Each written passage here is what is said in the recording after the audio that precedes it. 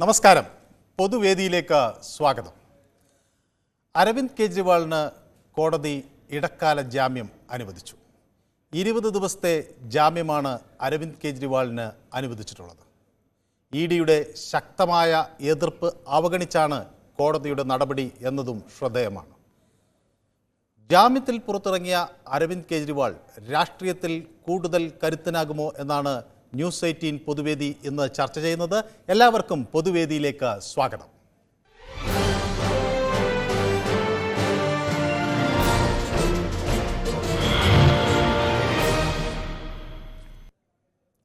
തൃശ്ശൂരിൽ നിന്ന് നമുക്കൊപ്പം ഒരു പ്രേക്ഷകൻ ചേരുന്നു, ശ്രീ ശിവജി. ശ്രീ ശിവജി, താങ്കൾ എങ്ങനെ വിലയിരുത്തുന്നു? ഇത് അരവിന്ദ് കെജ്രിവാളിൻ്റെ രാഷ്ട്രീയ ജീവിതത്തെ എങ്ങനെ ബാധിക്കും എന്നാണ് താങ്കൾ കരുതുന്നത്? ഈ ജയിലും വാസവും പിന്നീട് കിട്ടിയ ജാമ്യവുമൊക്കെ. അദ്ദേഹത്തിന് ഇപ്പൊ ജാമ്യം കൊടുത്തത് വളരെ നല്ലതായിട്ട് തന്നെയാണ് ഞാൻ കാണുന്നത്. കാരണം ഇലക്ഷന്റെ പേരിലുള്ള അല്ലെങ്കിൽ ഇലക്ഷൻ സമയത്ത് അദ്ദേഹത്തെ അറസ്റ്റ് ചെയ്തു എന്നുള്ളത് BJP-യെ വല്ലാതെ ഒന്ന് ഒലയ്ക്കുന്ന ഒരു സംഭവമായി മറ്റു പാർട്ടിക്കാർ പറഞ്ഞു എന്നുള്ള സത്യം. പക്ഷേ മനുസാറെ, ഞാന് ഇപ്പൊ ചിന്തിക്കുന്ന മറ്റൊരു കാര്യമാണ്. അതായത് നമുക്കിപ്പോ ഇനിയിപ്പോ ഇങ്ങേരെ പുറത്ത് വന്നാലും ഇല്ലെങ്കിലും പല പല രാഷ്ട്രീയ പാർട്ടികൾ കൂടിയുള്ള ഈ ഒരു ഇന്ത്യ മുന്നണി ഇനി അധികാരത്തിൽ വന്നാൽ നമ്മുടെ രാജ്യം ഒരു പക്ഷേ അസ്ഥിരപ്പെട്ടേക്കാം എന്ന് ഞാൻ ആശങ്കപ്പെടുന്നു. അതിനൊരു കാരണം എന്താണെന്ന് പറഞ്ഞുതരാം.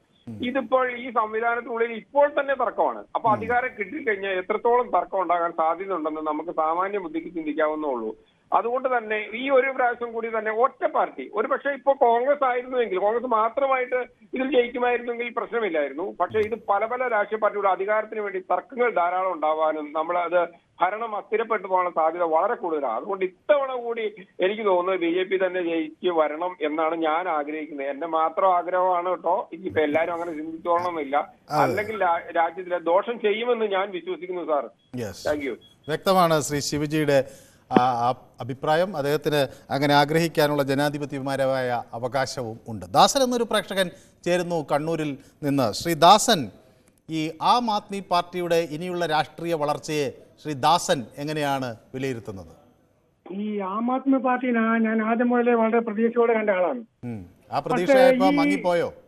അല്ല, ഈ രാഷ്ട്രീയ പാർട്ടി മറ്റ് രാഷ്ട്രീയ പാർട്ടികളെ ഒന്നിച്ച് കൂടിയോട് കൂടിയിട്ട് അതിന്റെ കാര്യം ഏതാണ് തീരുമാനമായി. നമ്മൾ വേറെ മനസ്സിലാക്കേണ്ടത്, ഇന്നിപ്പോ കോൺഗ്രസ്സുകാരാണ് കണ്ടമാനം ആളായിരിക്കുന്നത്. ഈ കോൺഗ്രസ്സുകാർ ഒറ്റ കാരനാണ് ഈ കേജ്രിവാളിനെ പിടിച്ച് ജയിലിട്ടിന്. അല്ല, കോൺഗ്രസ്സുകാരല്ലേ ആവശ്യപ്പെട്ടു. കോൺഗ്രസ്സുകാരിലെ ആദ്യം ഡൽഹി പ്രദേശ് കോൺഗ്രസ് കമ്മിറ്റിന്റെ അന്നത്തെ പ്രസിഡന്റ് ഈ അജയ് മാക്ക് എന്ന് പറഞ്ഞ ആള് 2 പത്രസമ്മേളനത്തിൽ എനിക്ക് ഓർമ്മയുണ്ട്. ഇത് അരവിന്ദ് കെജ്രിവാൾ അറസ്റ്റ്. ഇപ്പൊ ഇതൊക്കെ രാഷ്ട്രീയ കളിയാണ്. അരവിന്ദ് കെജ്രിവാൾ നല്ലൊരു ഭാവിയുടെ രാഷ്ട്രീയക്കാരനായിരുന്നു. പക്ഷേ ഇന്നത്തെ ഇന്ത്യ മുന്നണിയുടെ കൂടെ ആളുകൾ കൂടിയിട്ട് ഈ ഇലക്ഷൻ കഴിയുമ്പോൾ അയാളുടെ കാര്യത്തിൽ ഏതാണ്ട് തീരുമാനമാവുന്ന എന്റെ അഭിപ്രായം. ഇനി അടുത്ത് BJP ആദ്യം കയറി പറ്റും, അങ്ങനെ ഉണ്ടാവുന്ന എന്റെ അഭിപ്രായമാണ്. വ്യക്തമാണ് ശ്രീ ദാസന്റെ അഭിപ്രായം.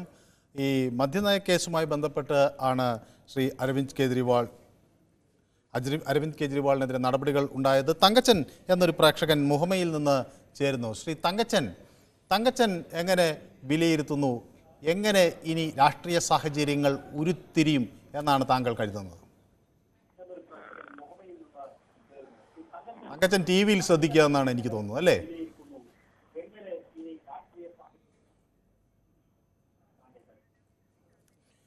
ശ്രീ രാധാകൃഷ്ണൻ എന്നൊരു പ്രേക്ഷകൻ ചാത്തന്നൂരിൽ നിന്ന് നമുക്കൊപ്പം ചേരുന്നു. ശ്രീ രാധാകൃഷ്ണൻ, താങ്കളുടെ ഒരു വിലയിരുത്തൽ എന്താണ്?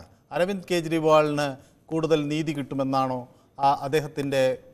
അദ്ദേഹത്തെ സംബന്ധിച്ച് ജനങ്ങളുടെ ഇടയിലുള്ള അഭിപ്രായം അദ്ദേഹത്തിന് അനുകൂലമാകും എന്നാണോ കരുതേണ്ടത്? നമ്മുടെ ലോകത്തുള്ള എല്ലാ രാഷ്ട്രീയ സാഹചര്യങ്ങളും ഉരുത്തിരിഞ്ഞിട്ടുള്ളത് ജയിലുകളുടെ പടിവാതിൽക്കിൽ നിന്നാണെന്ന് ചരിത്രമറിയുന്ന സാധാരണക്കാർക്കറിയാം. അല്ല, പക്ഷെ അതൊക്കെ സ്വാതന്ത്ര്യത്തിനും അതുപോലെ ജനാധിപത്യത്തിനും വേണ്ടിയുള്ള പോരാട്ടങ്ങളുടെ ഭാഗമായാണ് ആളുകൾ ജയിലിൽ പോയത്. ഇവിടെ അങ്ങനെയല്ലല്ലോ, അഴിമതി കേസാണ്, അതാണ് പ്രശ്നം. ബ്രിട്ടീഷുകാർ പല കാരണങ്ങൾ പറഞ്ഞാണ് ദേശസ്നേഹികളെ അകത്താക്കിയിട്ടുള്ളത്. മോഷണക്കുറ്റത്തിന്റെ പേരിൽ, രാജ്യവിരുദ്ധതയുടെ പേരിലൊക്കെ പറഞ്ഞ് അകത്താക്കിയിട്ടുണ്ട്. ഏകാധിപതികൾ ഭയപ്പെടുന്നവർ ഏകാധിപതികൾ പരാജയം സമ്മതിക്കുവാനുള്ള ഒരു സാഹചര്യം ഉണ്ടാകുമ്പോൾ പല രീതിയിൽ പ്രതിയോഗികളെ അടിച്ചമർത്തുവാനുള്ള തന്ത്രങ്ങൾ നമ്മൾ മുമ്പും സംസാരിച്ചപ്പോൾ പറഞ്ഞല്ലോ. റഷ്യയിൽ ഈ അടുത്ത് ഒരു സാമൂഹ്യ പ്രവർത്തകൻ ജയിലിൽ കടന്ന് മരിച്ച സംഭവം നമ്മൾ അറിഞ്ഞു. ഇതൊക്കെ തന്നെ നമ്മുടെ നാട്ടിൽ ഇപ്പോഴും നടക്കുകയാണ്. ഈ സാഹചര്യം കെജ്രിവാൾ അകത്തു പോകുമ്പോൾ തന്നെ ഇന്ത്യ മഹാരാജ്യത്ത് ഉള്ള ജനങ്ങൾക്കറിയാം മോദി സർക്കാർ ഭയപ്പെട്ടു തുടങ്ങി. അതിന്റെ ബദൽ ഒരു സംവിധാനം 2ാം ഘട്ടം കഴിഞ്ഞപ്പോഴേ വടക്കേ ഇന്ത്യയിൽ BJPയുടെ ആത്മവിശ്വാസം തകർന്നല്ലോ. ഇത് മുൻകൂട്ടി കണ്ടിരുന്നു BJP. അതുകൊണ്ടാണ് ഇന്ത്യയിൽ ആർക്കൊക്കെയാണ് ഭാവിയുള്ളത് അവരെയൊക്കെ തന്നെ, പ്രത്യേകിച്ചും ഇടത് സ്വഭാവം, ഇപ്പൊ കേരളത്തിൽ ഇടതുപക്ഷ ജനാധിപത്യ മുന്നണി, തമിഴ്നാട്ടിൽ DMK, കെജ്രിവാൾ, ഇവരൊക്കെ എന്ന് പറഞ്ഞാൽ ഒരു ഇടത് സ്വഭാവത്തിൽ താത്വികമായിട്ടുള്ള ഒരു സ്വഭാവമുള്ള പാർട്ടിയാണെന്നും ഭാവിയിൽ ഇന്ത്യയിൽ അവർക്ക് അത്തരത്തിലുള്ള പാർട്ടികൾക്ക് മാത്രമേ ഭാവിയുള്ളൂ എന്നും കൃത്യമായി പഠിച്ച പാർട്ടിയാണ് BJP. അതുകൊണ്ടാണ് കേരളത്തിൽ ഇടതുപക്ഷത്തിനെതിരെയും തമിഴ്നാട്ടിൽ പല കാരണങ്ങൾ പറഞ്ഞ് തമിഴ്നാട് സർക്കാരിനെ അസ്ഥിരപ്പെടുത്തുവാനുള്ള അവിടുത്തെ ഗവർണറുടെ ശ്രമവും അതുപോലെ തന്നെ കെജ്രിവാളിനെ തകർക്കുവാനുള്ള ഡൽഹിയിലെ ശ്രമവും ഒക്കെ കൂട്ടിച്ചേർത്ത് വായിക്കേണ്ടതാണ്. മറ്റു സംസ്ഥാനങ്ങളിലൊന്നും BJP അത്രത്തോളം ഈ സമ്മർദ്ദ തന്ത്രം പ്രയോഗിക്കുന്നില്ലല്ലോ.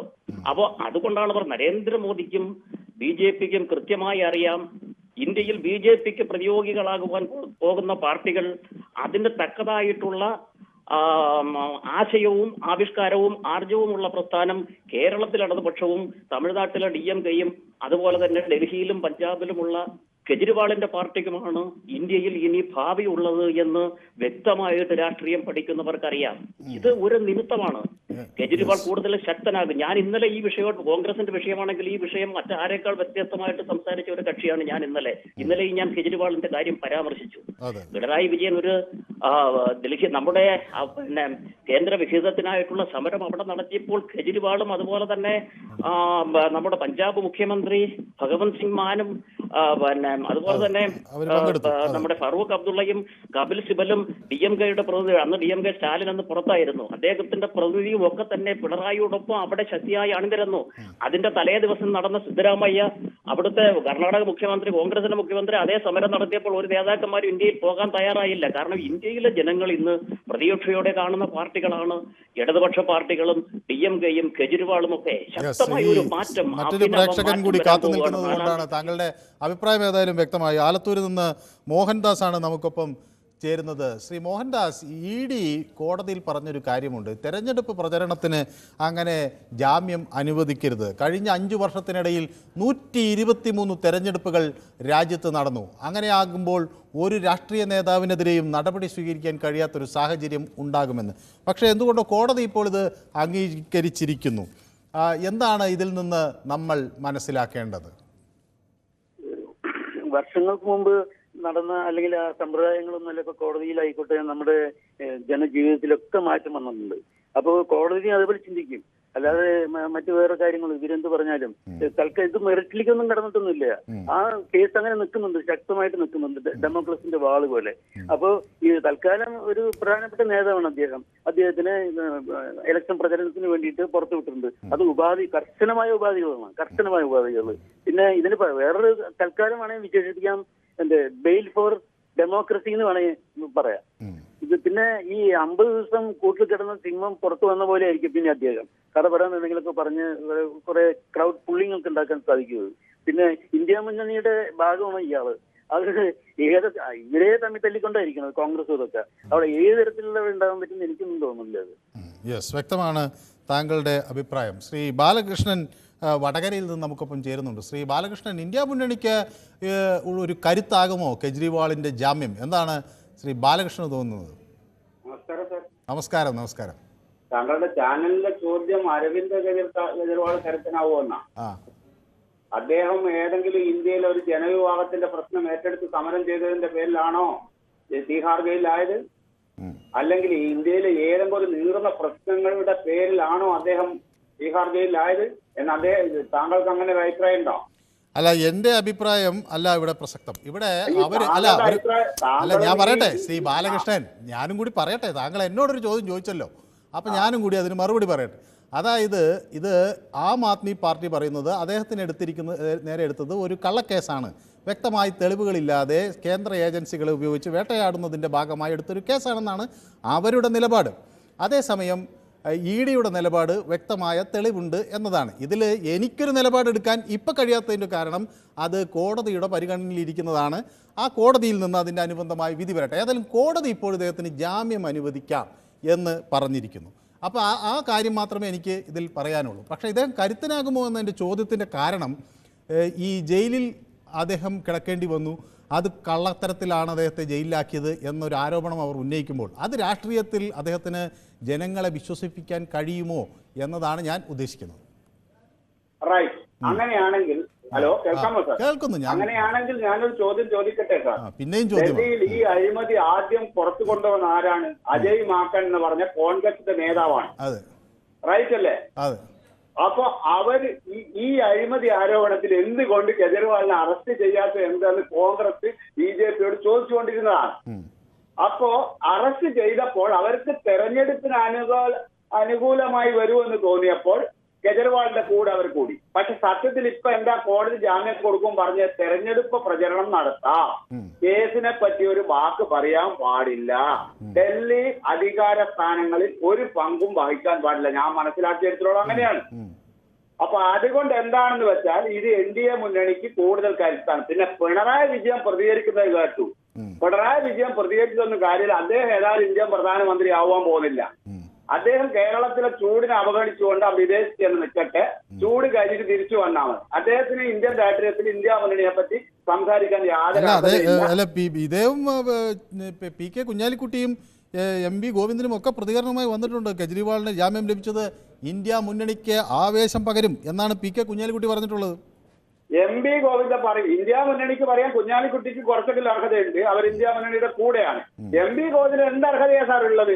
കേരളത്തിലെ തെരഞ്ഞെടുപ്പ് കഴിഞ്ഞപ്പോൾ ഇന്ത്യ മുന്നണിയിലെ ഇന്ത്യയിലെ ഏക മുഖ്യമന്ത്രിയായ പിണറായി വിജയൻ മറ്റ് സംസ്ഥാനങ്ങളിൽ സംസാരിക്കാൻ പോകേണ്ടതാണ് ഇന്ത്യ മുന്നണിക്ക് വേണ്ടി. പക്ഷെ അദ്ദേഹം പോവാതിരുന്നത് ഞാൻ മനസ്സിലാക്കിയത് എന്താണെന്നറിയോ? അദ്ദേഹത്തിന് സംസാരിക്കണമെങ്കിൽ ഒരു മലയാളി അറിയാവുന്ന ആളെ കൂട്ടി മറ്റ് സംസ്ഥാനങ്ങൾ മലയാളി അറിയാവുന്ന ഒരു ഇംഗ്ലീഷ് അറിയാവുന്ന ആളെ കൂട്ടി അല്ലെ ഹിന്ദി അറിയാവുന്ന ആളെ കൂട്ടി സംസാരിക്കാൻ പോകേണ്ടി വരും. കാരണം അദ്ദേഹത്തിന് ആകെ മലയാളമല്ലേ സംസാരിക്കാൻ അറിയൂ. അത് നമ്മൾ കണ്ടതാണല്ലോ പണ്ട്. അതൊക്കെ ഒരു വലിയ പ്രയാസമുള്ള ഒരു കാര്യമാണോ? ഇപ്പൊ രാഹുൽ ഗാന്ധിക്ക് മലയാളം അറിയില്ലല്ലോ, അദ്ദേഹം ഇവിടെ വന്ന് നന്നായി മലയാളം സംസാരിക്കുന്നില്ലേ? അല്ല, ഇപ്പൊ രാഹുൽ ഗാന്ധിക്ക് മലയാളം അറിയില്ല, അദ്ദേഹം ഇവിടെ വന്ന് പ്രസംഗിക്കുമ്പോൾ ഒരു പരിഭാഷകനുണ്ട്. നരേന്ദ്രമോദി മലയാളത്തിൽ സംസാരിക്കാൻ ശ്രമിക്കുന്നു എങ്കിലും പരിഭാഷകനുണ്ട്, അദ്ദേഹവും ശ്രമിക്കുന്നുണ്ട്. അപ്പൊ ആളുകൾക്കൊക്കെ മനസ്സിലാവുന്നുണ്ട്. അപ്പൊ ഇത് അവിടെ തന്നെ നമുക്ക് ഒരു വിഭാഷയെ ഉപയോഗിച്ച് ചെയ്യാവുന്നേ ഉള്ളൂ. ഭാഷ അറിയാത്തത് തെറ്റല്ല, അത് അറിയില്ലെന്ന് പറയണം.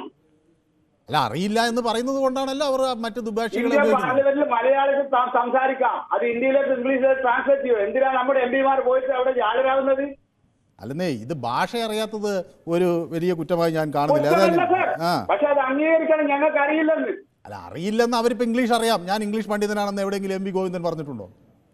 ഇംഗ്ലീഷ് അറിയാം MV ഗോവിന്ദൻ, അല്ലെങ്കിൽ ഞാൻ ഹിന്ദി അധികം കൈകാര്യം ചെയ്യാൻ കഴിയുന്ന ഒരു പണ്ഡിറ്റാണ് അദ്ദേഹം പറഞ്ഞിട്ടൊന്നുമില്ല. സാർ, ഹിന്ദി അറിയാത്തത് തെറ്റല്ല. ഹിന്ദി അറിയാത്തത് കൊണ്ടാണ് 5 ലക്ഷം അക്കൗണ്ടിൽ വരുമെന്നാണ് പല കോൺഗ്രസ്സുകാർ ലീഗറുടെ കാത്തുന്നത്.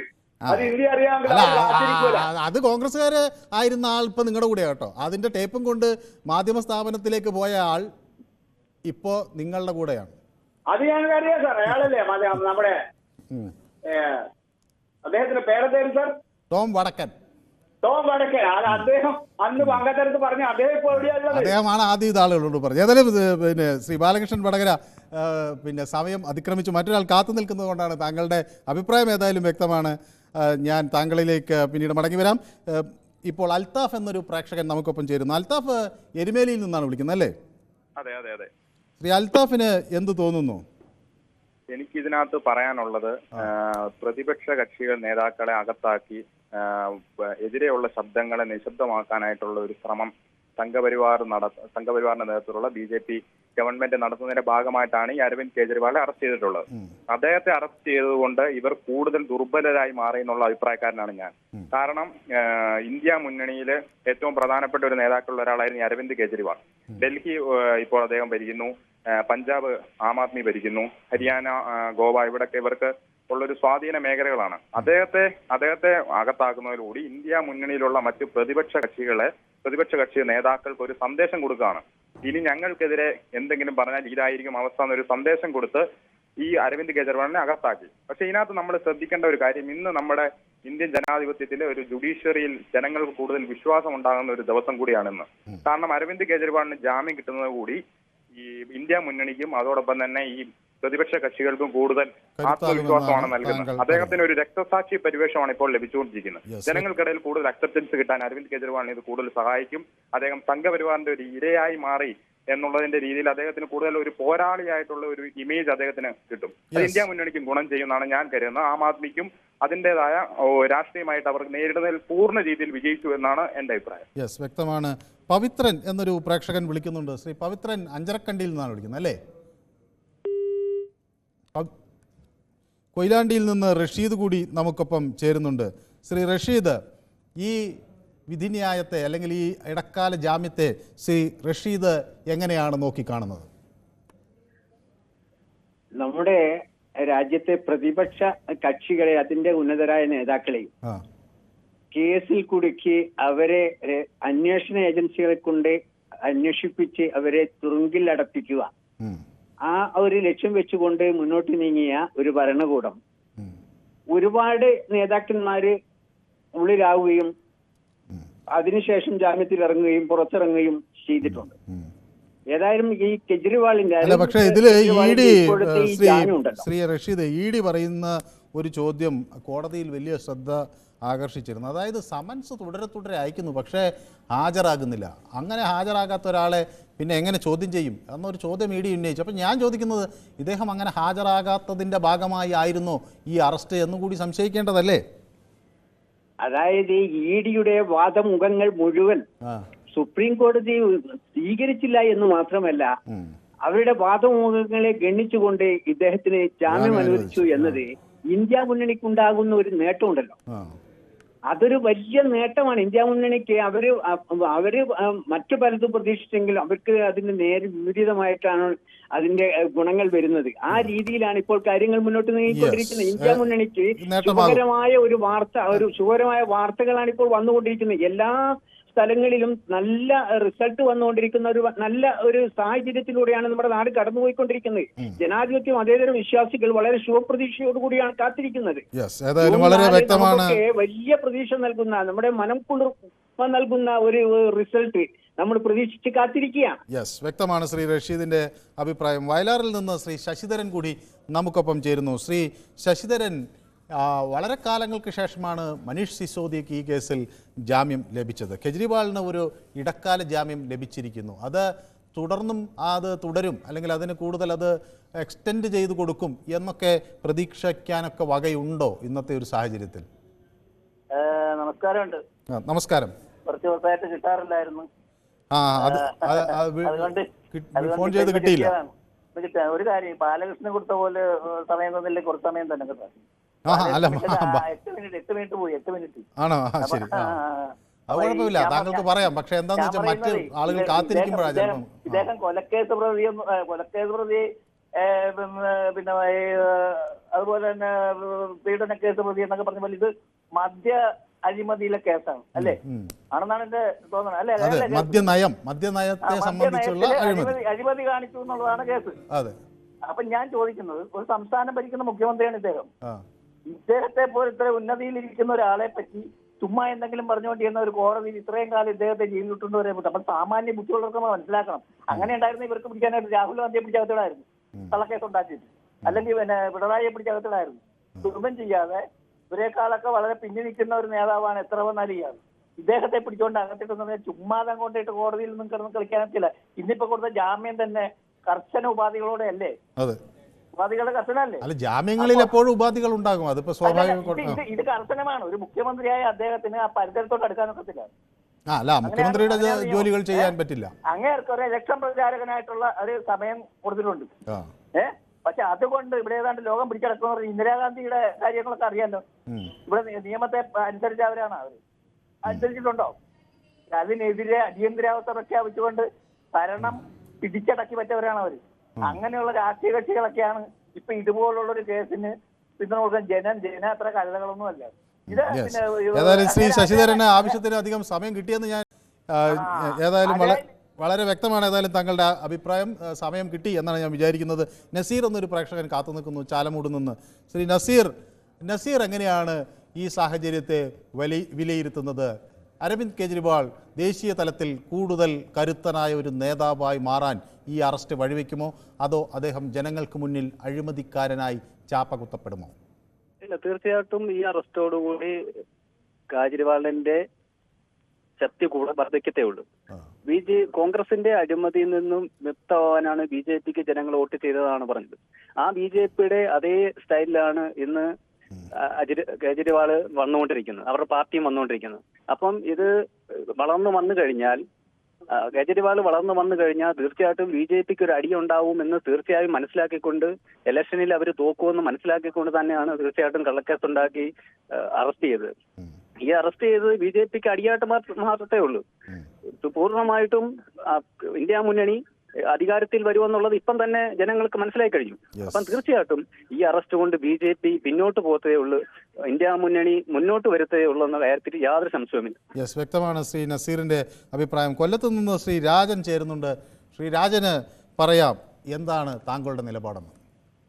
സാറേ, കേജ്രിവാളിന് ജാമ്യം കിട്ടിയത് വളരെ നല്ലതായിപ്പോയി. പക്ഷെ എനിക്ക് അറിയേണ്ടത് വേറൊരു സംഗതിയാണ്. നമ്മുടെ VD സതീശൻ ഇവിടെ പോയി കാണാനില്ല. പുള്ളിയെ ഇലക്ഷന് ശേഷം ഇതുവരെ കണ്ടിട്ടില്ല. സുഖമില്ലാതെ ആശുപത്രി വല്ലതാണോ ഒന്ന് അന്വേഷിക്കണം. മറ്റേത് വല്ലപ്പോഴും TV വന്ന് മണ്ഡലമൊക്കെ വിളിച്ച് പറയുന്ന ഇപ്പൊ കാണുന്നില്ല. ഞങ്ങളുടെ സതീശൻ അവിടെ പോയെന്നൊന്ന് തിരക്കണം. രണ്ടാമത് പിണറായി വിജയന് ഇംഗ്ലീഷ് അറിഞ്ഞൂടെ? ഏറ്റവും നന്നായിട്ട് ഇംഗ്ലീഷ് സംസാരിക്കുന്ന ആള് യോഗി ആദിത്യനാഥാ. പുള്ളിയുടെ ഇംഗ്ലീഷും പ്രസംഗമൊക്കെ ഞാൻ കേട്ടു. അപ്പൊ മുമ്പ് വിളിച്ച ആളിനോടൊന്ന് പറയണം, ഇംഗ്ലീഷ് അറിയാവുന്ന ഒരുപാട് നല്ല മുഖ്യമന്ത്രിമാർ നമ്മുടെ BJPയിലുണ്ടെന്ന്. ഓക്കെ സാറേ. യെസ് യെസ്, അത് ഭാഷാ പാണ്ഡിത്യം ഒരു മികവാണോ എന്നെനിക്കറിയില്ല. ഏതായാലും ജനങ്ങളുടെ ഹൃദയത്തിൽ ഇടം നേടുക എന്നതാണ് ഒരു രാഷ്ട്രീയ നേതാവിനെ സംബന്ധിച്ചിടത്തോളം ഏറ്റവും സുപ്രധാനമായ ഘടകം. ജോബ് എന്നൊരു പ്രേക്ഷകൻ ചേരുന്നു നിലമ്പൂരിൽ നിന്ന്. ശ്രീ ജോബിന് എന്ത് തോന്നുന്നു? വലിയ ആവേശം പകരുമെന്ന് PK കുഞ്ഞാലിക്കുട്ടി പറയുന്നു. അതുപോലെ തന്നെ കെജ്രിവാളിൻ്റെ ജാമ്യം EDക്ക് നേരിടേണ്ടി വന്ന തിരിച്ചടിയാണെന്ന് MV ഗോവിന്ദൻ പറയുന്നു. ശ്രീ ജോബ് നിലമ്പൂർ എന്ത് പറയുന്നു? ശരിക്കും EDക്ക് നല്ലൊരു തിരിച്ചടി തന്നെയാണ് കിട്ടിയിരിക്കുന്നത്. പ്രത്യേകിച്ച് EDക്ക് മാത്രമല്ല, നരേന്ദ്രമോദി എന്ന് പറയുന്ന നമ്മുടെ പ്രധാനമന്ത്രിക്ക് നല്ലൊരു തിരിച്ചടി തന്നെയാണ് കിട്ടിയിരിക്കുന്നത്. കാരണമില്ലാതെ തന്നെ ഒരു അത്രയും പോകുന്ന ഒരു ആം ആദ്മി പാർട്ടിയുടെ നേതാവിനെ പിടിച്ച് ജയിലിടുക എന്നൊക്കെ പറഞ്ഞാൽ നമുക്ക് ശരിക്കും മനസ്സിലാക്കാൻ പറ്റാത്തൊരു സംഭവമാണ്. യെസ്, വളരെ വ്യക്തമാണ് ശ്രീ ജോബിൻ്റെ പ്രതികരണം. PK രവിചന്ദ്രൻ പിള്ള നമുക്കൊപ്പം ചേരുന്നു അഞ്ചാലമൂട്ടിൽ നിന്ന്. ശ്രീ PK രവിചന്ദ്രൻ പിള്ള, ജനാധിപത്യത്തെ അട്ടിമറിച്ച് അധികാര ദുർവിനിയോഗത്തിലൂടെ ഭരണത്തിൽ കടിച്ചു തൂങ്ങാനുള്ള BJPയുടെ കുത്സിത ശ്രമത്തിനേറ്റ കനത്ത തിരിച്ചടിയാണ് എന്നാണ് മുഖ്യമന്ത്രി പിണറായി വിജയൻ ഈ ജാമ്യത്തെ വിശേഷിപ്പിച്ചത്. PK രവിചന്ദ്രൻ പിള്ള ആ പ്രതികരണത്തെ എങ്ങനെ നോക്കിക്കാണുന്നു? നമസ്കാരം. ഞാൻ ഇന്നലെ 6 വട്ടം ബെല്ലടിച്ചിട്ട് ഫോൺ എടുത്തില്ല. ഇന്നലെ 5 വട്ടം അടിച്ചിട്ടും ഫോൺ എടുത്തില്ല. ഇത് 6ാമത്തെ വട്ടം ആയപ്പോഴാണ് എടുത്തത്. ഞാൻ കൊച്ചിനെ വിളിച്ച് പരാതി പറഞ്ഞായിരുന്നു. ആണോ? ശരി. എന്നാ അതെ, ഈ രവിചന്ദ്രൻ പിള്ള എന്താന്ന് വെച്ചാൽ പലരും വിളിക്കുമ്പോൾ ഇത് ഒരു ഫോണല്ലേ കണക്ട് ആവുള്ളൂ, അതുകൊണ്ടൊക്കെ സംഭവിക്കുന്നതായിരിക്കും. നമ്മളൊക്കെ സ്ഥിരം ഇതിൽ വിളിക്കുന്നവരാണ്. അതെ, എനിക്കറിയാം. പരിഗണന ചെയ്യാം. അതെ. അത് പക്ഷേ എന്താന്ന് വെച്ചാൽ അവിടെ ഇരിക്കുന്ന ആൾക്ക് നമ്പർ പെട്ടെന്ന് അങ്ങനെ കാണില്ല. അവർ വരുന്നതിനനുസരിച്ച് ഇത് കണക്ട് ചെയ്യാണ്. ഏതായാലും ശ്രീ രവിചന്ദ്രൻ പിള്ളയോട് ഞങ്ങൾക്ക് തികഞ്ഞ സ്നേഹവും ആദരവും തന്നെ ഉള്ളൂ. അതിനപ്പുറത്തേക്ക് ശ്രീ രവിചന്ദ്രൻ പിള്ളയുടെ ഫോൺ എടുക്കാത്ത ഒരു സാഹചര്യം ഉണ്ടായതല്ല. അതെന്തെങ്കിലും സാങ്കേതിക പ്രശ്നമായിരിക്കാം. താങ്കൾക്ക് തുടരാം. ശരി. ഇത് കേരളത്തിലെ മുഖ്യമന്ത്രി പിണറായി വിജയൻ പറയുന്നതിൽ ഒരു അടിസ്ഥാനവും ഇല്ല. പുള്ളി എന്ന് പറയുന്നത് 100% കേജ്രിവാളിനെ കാട്ടി മുമ്പേ അകത്താവേണ്ട ഒരു മുഖ്യമന്ത്രിയാണ് കേരളത്തിലെ. കേജ്രിവാൾ അഥവാ അഴിമതി കാണിച്ചിട്ടുണ്ടെങ്കിൽ, എനിക്ക് വിശ്വാസമില്ല, അഥവാ അഴിമതി കാണിച്ചിട്ടുണ്ടെങ്കിൽ അത് പൊതുജനത്തിന് വേണ്ടി എന്തെങ്കിലും ചെയ്യാനായിരിക്കും. ഇത് കേരളത്തിലെ മുഖ്യമന്ത്രി ചെയ്യുന്നതെന്ന് പറയുന്നത് കുടുംബ ആവശ്യത്തിന് വേണ്ടിയാണ്, ഒന്നാമത്. രണ്ടാമത്തെന്ന് പറയുന്നത് ഇന്ത്യ മുന്നണിക്ക് ഇതൊരു ആവേശമായി ഉണ്ടാവാം. പക്ഷെ ഇന്ത്യയിൽ ഇന്ത്യ മുന്നണിയിലെ പ്രധാനപ്പെട്ട ഒരു കക്ഷിയാണ് കേജ്രിവാളിന്റെ പാർട്ടി. തമിഴ്നാട്ടിലെ ഷാലിന്റെ പാർട്ടി. അതേ കണക്ക് തന്നെ ഈ LDF എന്ന് പറഞ്ഞാൽ CPM CPI ഇടതുപക്ഷ സഖ്യം ഇന്ത്യ മുന്നണിക്ക് ഒരു ഗുണവും ചെയ്യത്തില്ല. കാരണം പറയാ അവര് ആകെയുള്ള കേരളത്തിലാണ്. ആ കേരളത്തിൽ മത്സരിക്കുന്ന കോൺഗ്രസുമായിട്ടാണ് മത്സരിക്കുന്നത്. കോൺഗ്രസ് ആണ് ഇന്ത്യ മുന്നണിയുടെ ക്യാപ്റ്റൻ.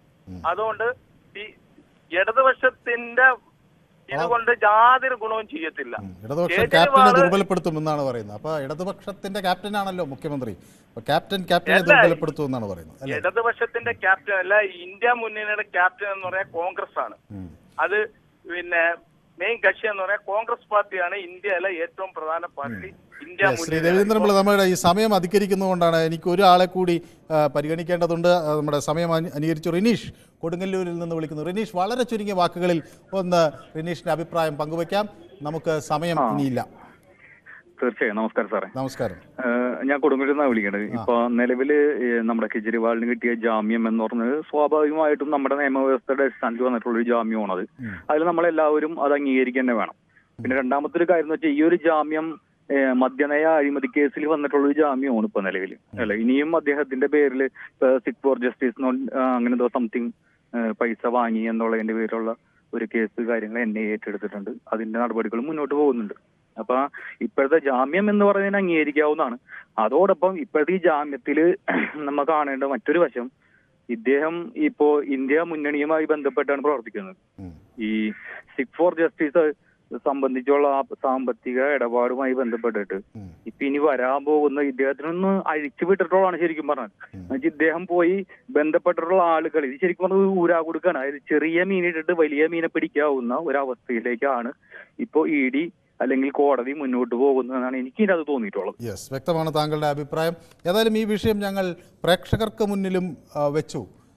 കെജ്രിവാൾ രാഷ്ട്രീയ രംഗത്ത് കൂടുതൽ കരുത്തനാകുമോ എന്ന ചോദ്യം യൂട്യൂബിൽ പങ്കുവച്ചപ്പോൾ അതിൽ 66% ആളുകൾ ആ കെജ്രിവാൾ പുറത്തിറങ്ങുന്നതോടുകൂടി കൂടുതൽ കരുത്തനാകും എന്ന നിലപാടാണ് സ്വീകരിച്ചിരിക്കുന്നത്. അതേസമയം 34% ആളുകൾ കെജ്രിവാൾ അങ്ങനെ പുറത്തിറങ്ങിയാലും പ്രത്യേകിച്ച് രാഷ്ട്രീയത്തിൽ ഒന്നും നേടാനില്ല എന്ന നിലപാടും പങ്കുവയ്ക്കുന്നു. ഏതായാലും ഇന്നത്തെ പൊതുവേദി ഇവിടെ സമാപിക്കുകയാണ്. നാളെ മറ്റൊരു വിഷയവുമായി വീണ്ടും കാണാം. നന്ദി.